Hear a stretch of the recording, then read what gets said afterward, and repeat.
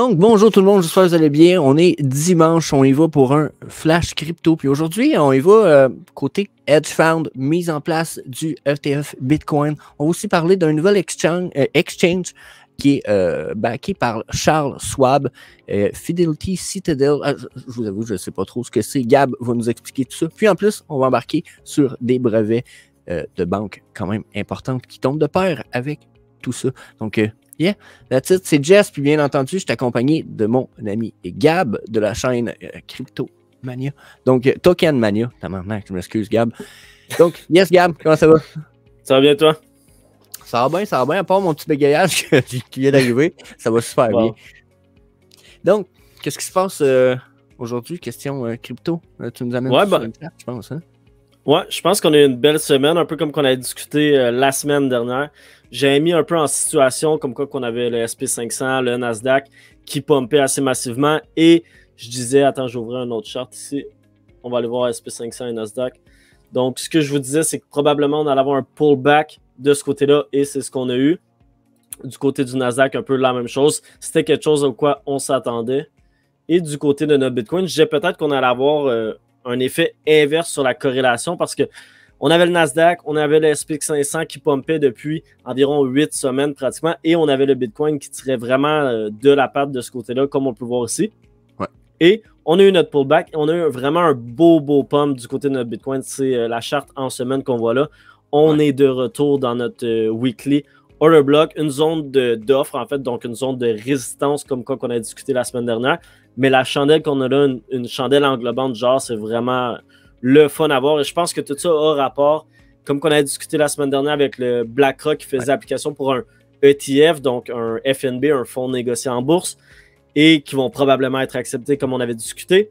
Et par la suite, au courant de la semaine, on a eu une défoulée, ou je ne sais pas c'est quoi le mot que je pourrais emprunter, en fait, de ce côté-là, de plusieurs fonds d'investissement qui ont dit, OK, on a BlackRock qui font application, ils vont pratiquement certainement être acceptés de ce côté-là. Donc, nous aussi, on va faire application pour un Bitcoin ETF et on peut voir littéralement dans la charte que le marché l'a bien pris. Donc, c'est vraiment quelque chose de beau à voir.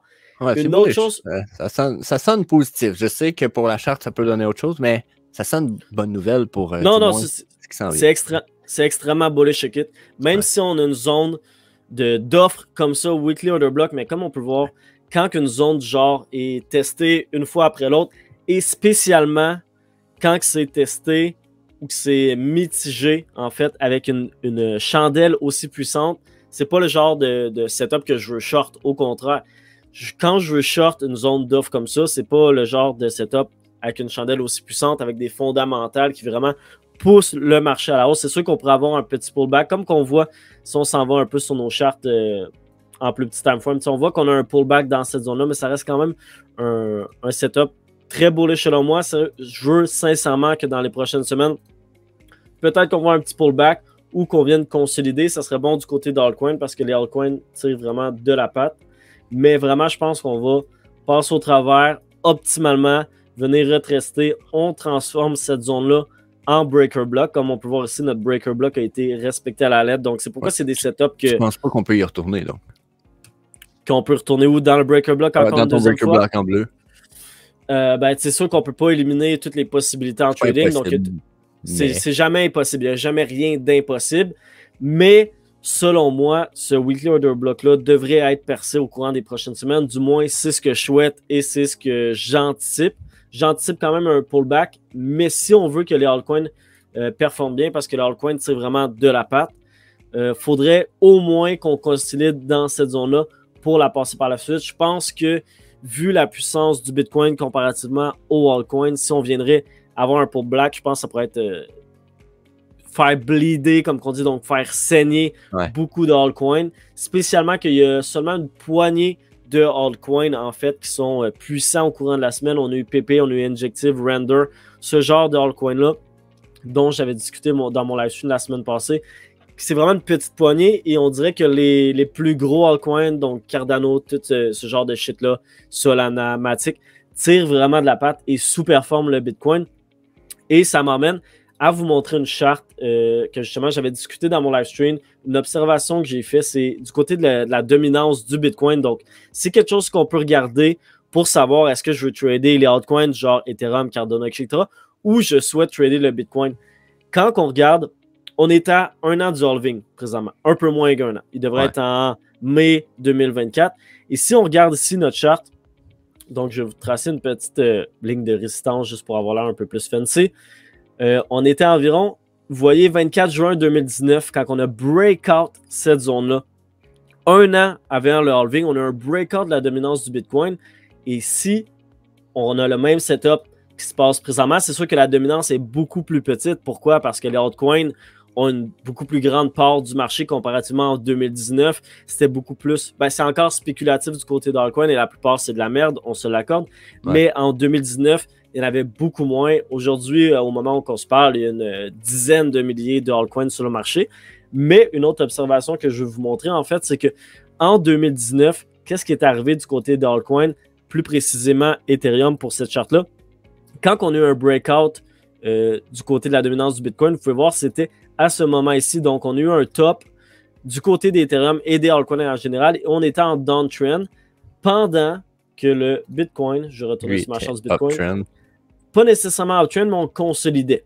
Donc, c'est environ dans cette zone-là. Comme on peut voir qu'on consolidait, mais pourquoi que la dominance du Bitcoin montait, même si on était en consolidation, c'est parce que les altcoins, de leur côté, retraçaient également et étaient en train de dessiner, donc tendance à la baisse. Est-ce qu'on pourrait voir la même chose en ce moment? Donc, comme je vous parle, consolidation dans notre weekly order block, genre, et un retracement des altcoins, peut-être.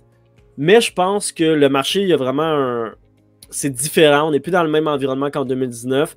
Il y a beaucoup plus d'investisseurs, de traders retail comme moi et toi qui vont aller trader ces altcoins-là sur le marché. Et, comment dire, il y a plus de capital qui rentre et qui sort du marché. Il y a beaucoup plus de traders actifs qu'en 2019. En 2019, la plupart des gens étaient déjà partis. Donc, c'est une petite observation que je fais présentement. Donc, on a vraiment le même pattern avec un breakout de la dominance du Bitcoin. Pas un retracement, parce que si on va sur notre charte de Ethereum ici, on n'a pas nécessairement de retracement, mais on peut voir qu'on n'est vraiment pas puissant. Et si on check notre... Si on va regarder notre charte Ethereum Bitcoin, on peut voir qu'on est en downtrend de ce côté-là. Donc, en ce moment, si on veut être long, on veut être long Bitcoin. Ou observer les altcoins qui sont un peu plus puissants. Donc, dans mon live stream, j'en parle, je vais en parler demain dans mon live stream. Je vais aller voir des altcoins vraiment qui sont plus puissants. Je m'en vais sur CoinGecko, je regarde la charte des 7 jours ou la charte year to date et ça me donne une petite idée de quel altcoin a vraiment plus de volume et a plus de... qui attire plus un peu les spéculateurs de notre genre. OK, justement, Gab, je prends 2 secondes pour t'arrêter et n'hésitez pas à aller faire un tour sur la chaîne de Gab. Il va faire son live aujourd'hui, en fait, parce que vous allez voir cette vidéo-là le même jour que Gab fait son live, ce qui est dimanche. Donc, n'hésitez pas à aller voir ça. Cette vidéo-ci drop avant. Donc, vous allez avoir le temps d'aller voir la vidéo de Gab. So, yeah, on retourne à toi, Gab. Ouais, fait que c'est un peu l'observation que je fais présentement. Il y a beaucoup de choses qui se passent du côté du marché des cryptos.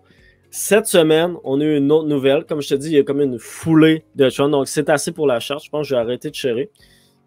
Pas trop. On va aller voir nos beaux visages le plus proches. D'autres nouvelles qui sortent, en fait, il y a un échange appelé EDX qui avait fait un peu les semi-manchettes il y a de ça quelques mois. Un échange qui serait backé, comme tu as dit, en intro par Charles Schwab, Fidelity et Citadel, qui sont en fait des grosses firmes d'investissement aux États-Unis. Et cet échange-là, appelé EDX, va être un échange non custodian, qu'on appelle. Je ne sais pas si c'est vraiment en français, mais c'est comme non-custodial échange, c'est comme ça qu'on appelle ça.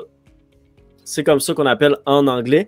Et quand on pense au marché Nasdaq, etc., le Nasdaq, c'est un échange non custodian. Donc, l'échange chez Nasdaq, c'est là que les tokens sont listés, etc.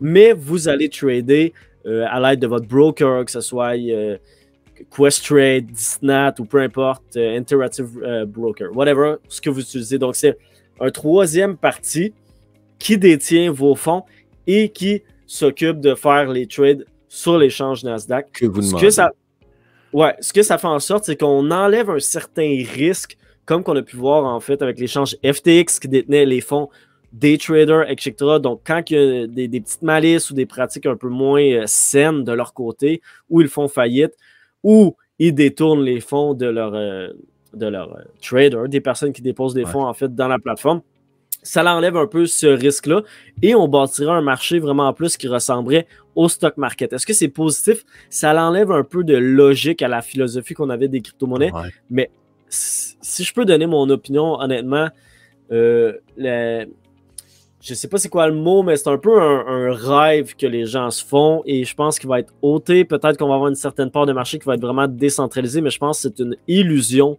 comme quoi le marché des crypto-monnaies, c'est quelque chose de décentralisé, etc. Peut-être que les blockchains le sont d'une certaine façon pour la gouvernance, pour la vérification des transactions, etc. Mais il ne faut pas se voiler les yeux comme quoi je pense que dans les prochaines années à venir, on va vraiment avoir une centralisation du côté des échanges. Comme qu'on peut voir ici, on a la SEC qui poursuit Coinbase et Binance, comme on avait parlé. La Belgique a interdit à Binance de faire business, de faire affaire en fait dans leur pays. Il y a de ça, je pense, 2 jours, peut-être même hier. Là, on enregistre, on est samedi. On est samedi pour demain, donc ça va faire peut-être 3 jours. Là. Faire 3 jours. Il y a de ça 3 semaines environ, Binance a été banni du Canada, donc avant le 30 septembre, on doit retirer tous nos fonds. On va pouvoir encore retirer nos fonds, on ne pourra simplement pas trader sur la plateforme. Et on a aussi eu les Pays-Bas, donc on a vraiment une attaque des échanges comme Binance, etc. Et dans la même semaine, on a des gros joueurs comme Charles Schwab, Fidelity, Citadel qui lancent leur échange. Le seul truc avec ce genre d'échange-là, c'est que les seuls tokens, les seuls coins, en fait, parce que c'est des coins et non des tokens, à trader, c'est Bitcoin, Ethereum, Bitcoin Cash et Litecoin. Donc, c'est vraiment les principales qui ne sont pas déclarées des sécurités, etc. Donc, je pense qu'on a vraiment une manipulation de marché, mais on se dirige vraiment vers une centralisation, ce qui n'est pas souhaité des participants comme moi et toi, mais je pense que c'est se voiler les yeux si on pense qu'on va rester décentralisé à 100%. Ouais. C'est sûr qu'on a d'autres options, qu'on peut aller vers les échanges décentralisés, etc. Et je pense qu'ils vont toujours être une option, les échanges décentralisés. Et c'est le but. Mais je pense vraiment que c'est quelque chose, si vous n'êtes pas familier envers ça et que vous êtes dans les cryptos parce que vous dites « je veux me sortir du gouvernement », etc. Apprenez à utiliser vos portefeuilles. C'est quelque chose qu'il faut apprendre à faire et bien le faire parce que vous pouvez attaquer ou vous pouvez envoyer des fonds à la mauvaise adresse, utiliser le mauvais réseau, etc. Donc, apprenez à le faire. Apprenez à vous décentraliser si c'est quelque chose qui vous tient à cœur. Mais je pense qu'avec le temps, on va vraiment être témoin d'une centralisation de la crypto. Et ça va devenir plus une industrie comme les autres. Ouais, ça m'inquiète tout le temps un peu dans la mesure où je suis pour une réglementation de base. Un peu comme on allait dire comme les 10 commandements. Un peu comme aux États-Unis, là, ils ont des lois de base, là, les amendements. C'est ça, les amendements, je pense? Donc, tu sais, il y a le droit d'apporter le port de l'arme, de même. Donc, j'aimerais ça qu'on ait des bases de respect, puis peut-être une police. Mais je suis un peu inquiet par trop de contrôle de ce qui peut arriver. Donc, ça m'inquiète un peu, surtout que, tu le sais, je t'ai déjà montré, on a des brevets qui ont droppé de JP Morgan Bank, Bank of America, qui se trouve être BlackRock. Si on fait des petites recherches, c'est la même entreprise. Donc, je peux peut-être montrer ça. Je sais pas si tu avais terminé. Hein. Ouais, j'ai terminé mon côté, mais justement, j'allais te demander, peut-être parce que tu m'en as parlé la semaine dernière, je trouvais ça quand même intéressant. C'est quelque chose que je connaissais pas, mais je trouvais ça intéressant quand on parle justement qui travaille derrière les rideaux, en fait, et lancer des échanges, prendre le contrôle et faire la centralisation. C'est exactement ce que tu vas nous montrer présentement avec tes brevets. Ben, moi, je cherche sur... c'est un site public, c'est PPUB. En tout cas, j'enverrai dans la description. Ça permet de rechercher les brevets qui sont libérés et émis de façon publique. Parce que souvent, c'est privé jusqu'à l'émission, puis une fois c'est émis puis accepté comme étant un brevet, c'est mis public, on peut les trouver. Sur ce site-là, ça date de très récemment. Là. JP Morgan Bank. Là, moi, j'ai fait une recherche de base, allez le voir dans le haut, en coin à gauche, c'est écrit NFT un petit peu ici en caché, mais il est là. Faites une recherche des NFT. Puis là, on regardait les dates, sont là, 23, 06, 15, 23, tu sais, bon, c'est ce mois-ci, ça, là. JP Morgan Bank. Le premier brevet est à propos d'un système et de procédés de check-out de cryptocurrency. Donc, probablement de check-out, soit payé ou d'être payé en cryptocurrency. Donc là, JP Morgan Bank, tabarnak, pas n'importe quelle banque. Je peux continuer comme ça en plus. Je continue ici. Celle-là, c'est système et procédés d'émission et de gestion de tokens non fongibles. JP Morgan Bank qui se lance d'un NFT, what the... Je veux dire, c'est quoi? Puis je peux continuer parce que là, pour moi, c'est même pas le plus gros. Bank of America, ici.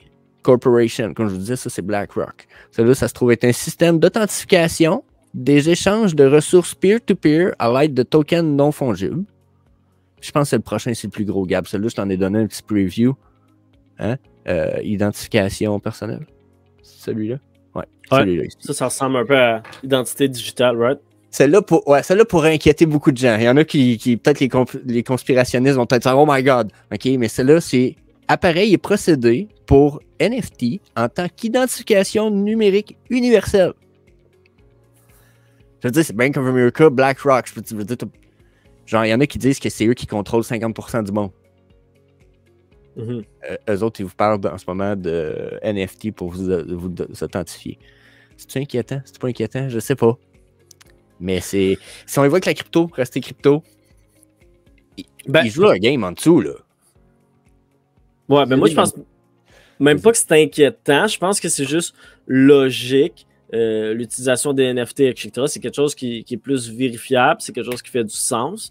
Et je pense que, tu sais, mettons que vous êtes un investisseur en crypto comme moi, c'est ce que je regarde. Je regarde ces petits trucs-là et ça me sonne des cloches. OK, bon, quel genre de système qu'ils vont pouvoir utiliser ou qu'on va avoir une certaine adoption. Je pense que c'est vraiment ce genre d'affaires-là parce que on a atteint un market cap, je pense, de 2,1 trillions ou pratiquement 3 trillions au sommet de la bulle du dernier bull run, en fait. Je pense qu'on a atteint un top si on n'aurait pas des genres de joueurs qui viendraient entrer dans le marché comme ça.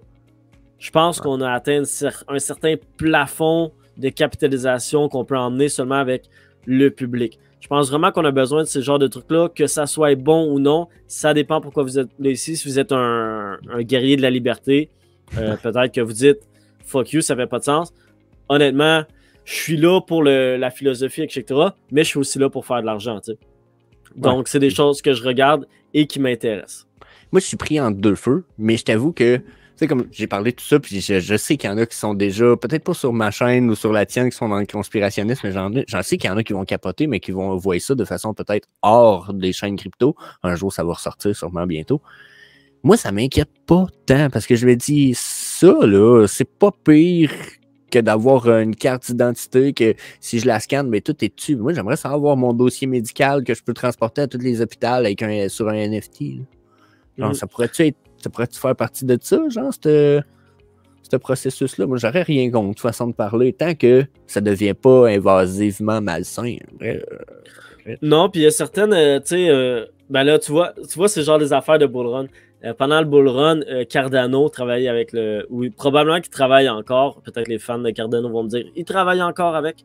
Il travaille avec le gouvernement de l'Éthiopie, en fait, vraiment pour mettre tous les dossiers scolaires, etc. Parce que dans ces pays-là, il n'y a pas vraiment des bons registres d'enregistrement. Il n'y a pas des bonnes façons de garder les dossiers. C'est souvent perdu, donc les personnes perdent leur background scolaire qu'ils ne peuvent pas emmener dans le futur. Donc, même si on voit des trucs comme Bank of America, Chase, JP Morgan, etc., faire ce genre de trucs-là, on va quand même avoir des bons acteurs, des blockchains décentralisés qui vont faire la même chose. Il faut utiliser un peu notre logique. On a fabriqué, ben pas moi personnellement, là, je ne suis pas un développeur, mais les personnes qui développent ont fabriqué ce genre de trucs-là, ont pensé à ce genre de trucs-là. C'est normal que les grosses corporations qui ont déjà une mainmise sur ce genre d'industrie-là vont vouloir faire l'entrée. Par la suite, le peuple va faire leur décision. Est-ce que moi, je préfère faire affaire avec une blockchain décentralisée ou je préfère faire affaire avec une institution centralisée qui a la mainmise dessus? Je pense que le peuple, on peut voir qu'on prend de plus en plus de place. On peut le voir avec les Twitter Space maintenant, comme on a pu voir avec le coup d'État en Russie qui se passait, que le peuple maintenant, avec les réseaux sociaux, de plus en plus qu'on avance, on a un plus gros pouvoir qu'auparavant. Fait que je pense vraiment que le balancement va se faire et ça reste à voir, mais je suis vraiment pas surpris de voir ce genre d'institution-là rentrer dans le marché. C'est quelque chose qu'on peut pas être surpris. Les gens peuvent pas être comme « Oh, voyons, on a un système décentralisé. Pourquoi les institutions centralisées rentrent dans le marché? » Fallait s'en attendre. C'est normal. Ouais. Puis, je te dirais, il y a 2 brevets en plus sur l'authentification. Ça m'a fait rire. Il y a 2 brevets sur l'authentification personnelle en tant qu'NFT de Bank of America Corporation. Puis, il y en a une, c'est Bank of America Corporation en majuscule. Puis, tu as l'autre qui est en minuscule. Puis, les 2 sont dits de façon différente. Celui-là, c'est méthode de non-fonds de NFT universelle en tant que digital identification. Puis, l'autre, c'est des NFT carrément. Ouais, si tu regardes la date qui a été remplie, date field, si vous utilisez un peu votre sens de la logique, on peut voir que c'est à la fin du bull run et bizarrement, on est 1 an avant l'halving, techniquement avec nos cycles de 4 ans, si l'histoire se répète, etc. Ouais. On publie ce genre de brevet-là. Fait qu'il y a comme un petit... Ouais, ça date de 2021, le 10 de décembre. C'est des bons timings. C'est des bons timings. C'est trop bien timé. Puis, j'ai pas cliqué sur le mauvais, mais ils sont presque toutes de ce date-là d'émission. Là. Il y a 2021, 12, 14. un mois après le top du bull run. Et ils sont toutes release 1 an avant le halving qui est censé être le début du bull run. Techniquement, on se trouve dans le printemps présentement. On a même, ça n'a peut-être pas rapport, mais on a même PayPal des mêmes dates qui a été publié, filé dans les mêmes dates, publié dans les mêmes dates, qui a un système d'accès et de restriction automatique des NFT. Ouais, ben on sait que PayPal sont en crypto depuis le dernier bull run. En fait, là, on peut acheter. Je pense qu'ils sont. C'est un peu comme Robinhood. Donc, ils détiennent nos cryptos. C'est pas les genres de plateformes que j'utilise pour ma part. Les Wealth Simple, tout ce genre d'affaires-là. C'est plus pour le retail investor vraiment qui se connaît pas trop. Mais ça reste que, ils sont dans le marché, on le sait. Mais les Bank of America, les JP Morgan, ce genre d'affaires-là, ils rentrent dans le marché puis on est au courant. Il y a le JP Morgan, ils ont une blockchain privée, en fait, avec le JP Coin, pour faire le transfert d'assets, etc., qui n'est pas nécessairement connu, mais justement, c'est une blockchain privée. C'est ce qu'on va voir de plus en plus, des blockchains privées créées par des entreprises, parce que simplement, la blockchain, c'est une technologie qui fait du sens, qui est facile, pas nécessairement facile à créer, mais ça fait plus de sens, c'est plus facile à consulter, à peut-être à upgrader, à transférer, à être consultable par tous au travers du monde. Fait que des blockchains privées, on va en avoir de plus en plus, des blockchains publiques, ça c'est ceux qu'on utilise, qu'on regarde, etc. Fait que yeah, that's it. Je pense que ça fait quand même le tour pour aujourd'hui. Qu'est-ce que t'en penses? On se laisse. Ouais, je pense que j'ai dit ce que j'avais à dire. Ouais, personnellement moi aussi. Donc, comme d'habitude, si vous avez des questions, n'hésitez pas à laisser ça dans les commentaires ci-bas. Puis, that's it. À la prochaine. Peace. Salut mon Jess. Yeah. Sometimes I get so mad, there's no controlling me. My thoughts get so bad, I'm like, I might grab a bat, I don't know. My wrath, my blood boils over like, oh God, here goes. I lost all feeling from my head to my toes. You said some shit that I can't let go, so just stay tuned for the rest of the show.